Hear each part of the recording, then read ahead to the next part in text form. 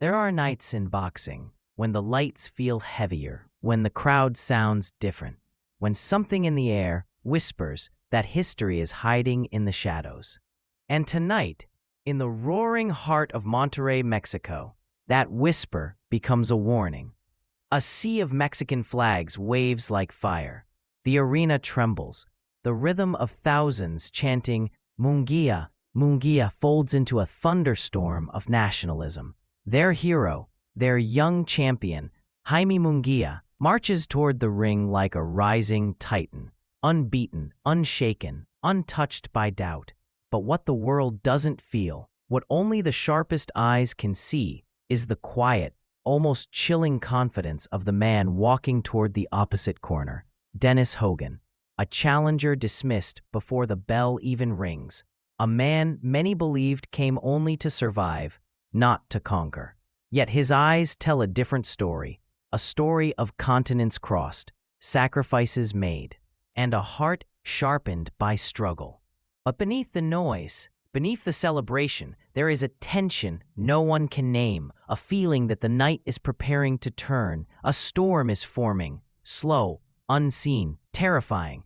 The bell hasn't even rung, and already something feels wrong. Munguía warms up with heavy shots, punches echoing like cannon fire. The Mexican crowd roars with pride. He looks invincible, but Hogan's warm-up is quiet, tight, sharp, calculated. The kind of precision a man uses when he knows he doesn't have the power of the crowd, only the power of the moment. The referee calls them forward. The fans rise. The lights dim. A spotlight freezes on the center of the ring. Narrator: every great upset in history begins with silence, and then, with one punch, the silence breaks, the bell rings, and the world steps into a fight it is not prepared for. The first round begins like a chess match carved from lightning. Hogan moves, not with panic, not with fear, but with purpose. Sharp angles, quick pivots, fast jabs. He's reading Munguía before Munguía even understands the book. The crowd senses it. A small flicker of confusion, a tremor in the arena's confidence. Munguía comes forward with his signature pressure, powerful jabs, stalking steps, the aura of a champion who expects opponents to crumble. But Hogan doesn't. It fires back, snaps a hook into Munguia's jaw, lands a clean right hand down the middle. A gasp sweeps through the crowd. Narrator: the challenger had a blueprint, and round by round, he begins to reveal it.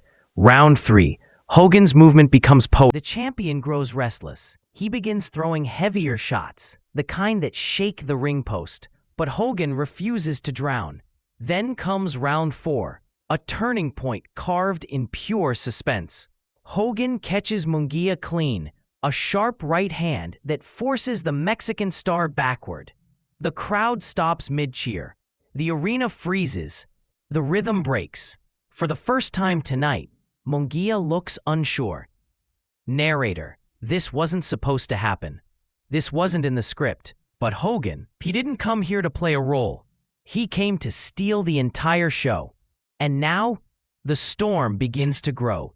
The middle rounds become a battlefield where pride, fear, desperation, and destiny collide. Round 6. Hogan attacks the body, then slices upward with a jaw-shaking uppercut. Round 7. Munguía fires back, pounding Hogan's ribs with vicious intent, trying to break the surge. Round 8. Hogan dominates, with timing so perfect it feels supernatural. Every counter lands like a question. Is the champion fading? The commentators fall silent. The Mexican crowd grows nervous. Even Munguia's corner can feel it. The shift, the danger, the unraveling. Narrator: and then comes the round that flips the entire planet upside down. Round 10. Hogan unleashes his greatest masterpiece. His footwork cuts the ring into pieces. His timing disarms the champion again and again. His punches score clean, precise, undeniable. Munguía swings. Hogan disappears. Munguía presses. Hogan pivots. Munguía attacks. Hogan counters.